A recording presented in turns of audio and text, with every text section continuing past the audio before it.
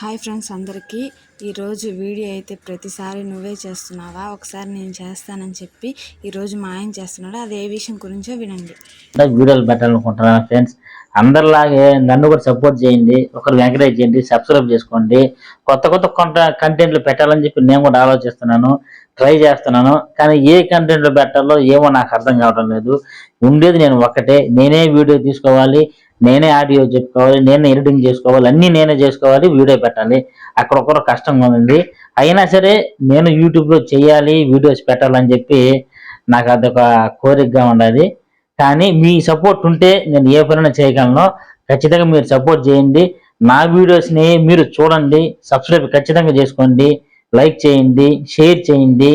నన్ను కూడా మీరు ఎంకరేజ్ చేస్తే నేను మంచి వీడియోలు, మంచి కంటెంట్లు పెడతాను.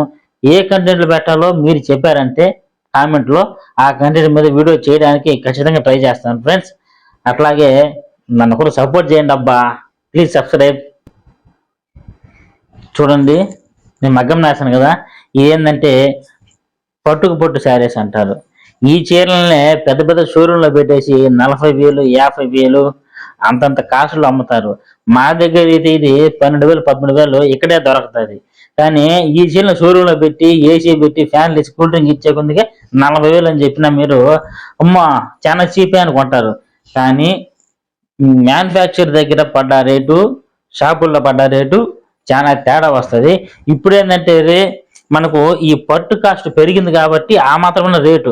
అంతకుముందు అయితే 9,000, 10,000కి మనకు శారీ వస్తూ ఉండింది. ఇప్పుడు ఏంటంటే ఈ పట్టు కాస్ట్ 4,000 ఉన్న పట్టు ఇప్పుడు 8,000 అయింది. అందువల్ల 13,000, 14,000 పడుతుంది. మీరు కూడా పవర్లో కాకుండా చేనేత వస్త్రాలని ఎంకరేజ్ చేశారంటే మాకు ఉపాధి కల్పించినట్టు అవుతుంది. మమ్మల్ని ఒకరు అంటే మన కుల వృత్తి పరంగా కూడా ఒకరు ఎంకరేజ్ చేసి మా వృత్తిపరంగా కూడా మీరు సపోర్ట్ చేసినట్టుగా అవుతుంది. పవర్లను తగ్గించండి, చేనేతకి సంబంధించిన వస్త్రాలు కట్టండి ఫ్రెండ్స్. చేనేత కార్మికులను ప్రోత్సహించండి.